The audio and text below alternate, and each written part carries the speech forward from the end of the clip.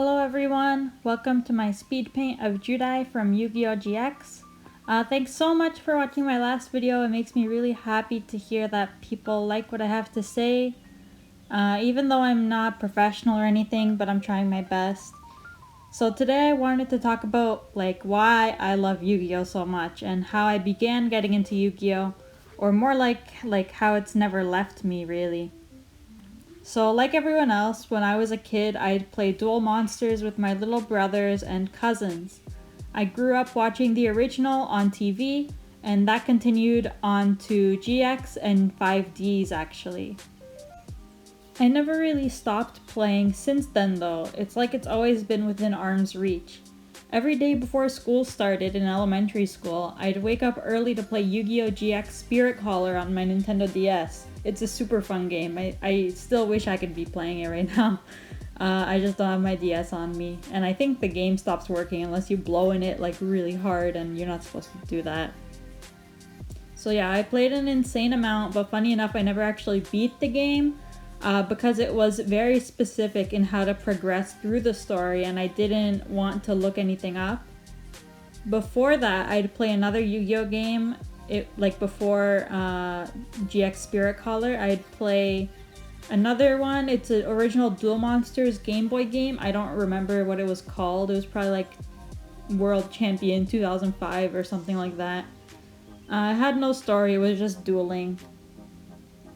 Like everyone else again, I later found Little Karibo's A Breach series, which is a parody of the original Duel Monsters, and I thought it was the funniest thing at the time.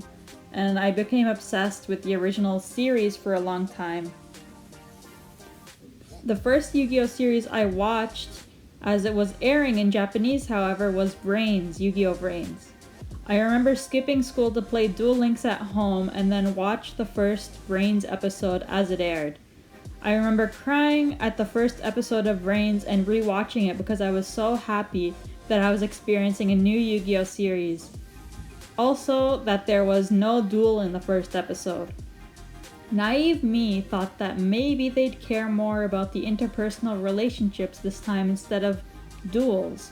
But as it turned out, I was more wrong than I thought, and I ended up being not a really big fan of Yu-Gi-Oh! Brains, although the first season did and still does have a huge effect on me with Yusuke and Revolver's relationship.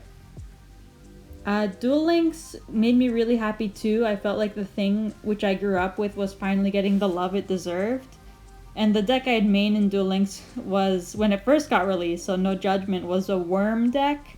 Not worm like the dragons, but worm like Worm Zero, the fusion monster with the flip summoning monsters, yeah. And I was so excited to watch Dylan from Yu-Gi-Oh! Everything's Rain podcast every week and his reviews. I loved hearing what fans new to Yu-Gi-Oh! Like Nick T, Calbro, and Pete had to say about the new episodes. I still love watching them. I'm just not caught up with Sevens or with their Crazy Eights podcast. So I haven't been watching recently, but they're still awesome. And I totally recommend. Watching Brains week to week had me so excited about Yu-Gi-Oh! That I went back and watched the older series like Zexal, 5Ds, and GX. I don't remember the order I watched them in though, but I remember how each one affected me differently from the last. And warning, spoilers ahead if you haven't watched Zexal, 5Ds, or GX. But in Zexal, I was touched by how much Yuma loved Astral, and the way he looked at him like he was the most beautiful thing in the universe, and his heart was torn whenever something had happened to Astral. In university in first and second year, I remember feeling so depressed and alone because I had no friends and my family hated me. I'd cry on the bus ride home every day because all I wanted was someone like Astral who was always with me and watching my pain so that someone knows I'm suffering and that my pain isn't for nothing. I also loved Vector to the embarrassing point that I kinned him. I legit made a Twitter account of him where I would tweet as if I was him and talk to myself because I wanted him to be real so badly. I pretended that he was my boyfriend. I loved how he was portrayed in the series, even though he knew he was evil by his own accord, not by his own accord, but by Don Thousands, he remained evil because he was so empty and hopeless that what he had already done to Yuma and Shark and everyone couldn't be undone. And that was until Yuma promised to die with him, which is when he realized that no matter how unredeemable he is, Yuma still cared about him. I was crying so much when I was watching that scene. It made me feel like no matter how horrible and depressed I am, I can still be cared about as well, even though I hadn't found my Yuma yet. 5Ds was also beautiful. I remember scream crying when Antinomi died. The fact that he saw the world destroyed with his own eyes, experienced the worst pain imaginable of losing everyone you love, and knew what would happen in the future, but still chose to trust Yusei and risk that same future again was heartbreaking. The ending song Future Colors by Plastic Tree still makes me cry, so I can't listen to it often, especially the alternate version with Iliaster's memories. And Yu-Gi-Oh! GX. Okay, if you know me, you know I love Yu-Gi-Oh! GX, like the most. Weirdly though, when I watched Yu-Gi-Oh! GX, it didn't affect me as much as it does now. Like the first time I watched it, I was like, yeah, it's solid, but like nothing to like obsess over. However, as time went on, I became more attached to its stories and morals more than any other Yu-Gi-Oh! Series. Like, Judai is so depressed. Even as the series is in its early stages, you realize how sad he must have been as you arrive at the third season. His parents were never home. He had no friends as a child. His only friend he did have in Yubel was stripped away from him by his parents as he went through shock therapy to forget about Yubel. Like, what kind of parents put their kid through shock therapy to, like, erase their memory? That's messed up. Like, an experimental, like, surgery or whatever? I don't know. In season 1 and 2, I wouldn't even call Asuka, Misawa, Sho, and maybe even Manjome his friends. Like, they relied on him way too heavily, and they put him on such a pedestal that it broke him eventually in season 3. In season 3, he lost his only true friend who saw him and treated him as an equal, and that was Johan. Losing his only friend again triggered something in him, and he went absolutely insane. In the other dimension, he attempted suicide multiple times in his search for Johan.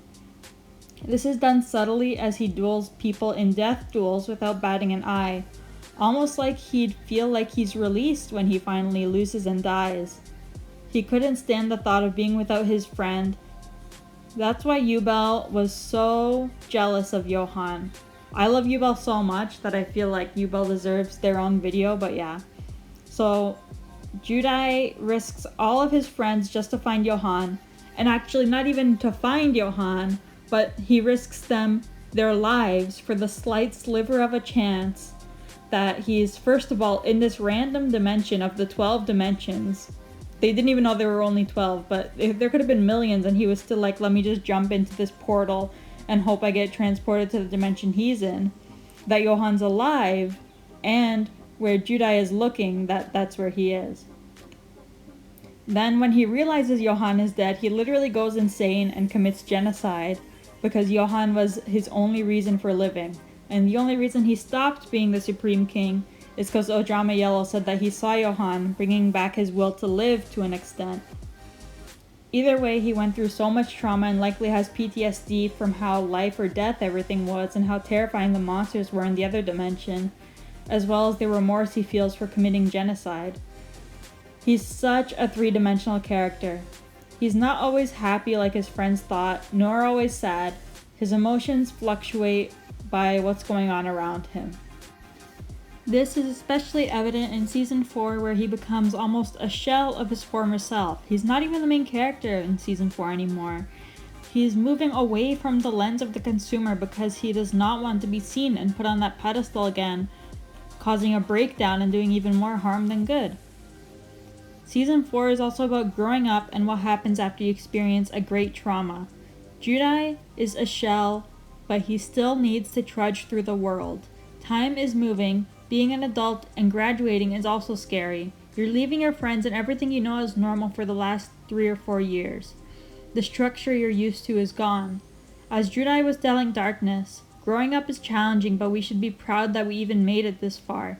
Even if challenges arise, you will think of new solutions to them. They'll become stronger. Even if you're broken, that's okay. Just survive. I've since rewatched Yu-Gi-Oh! GX a million times, and there are so many scenes that make me emotional.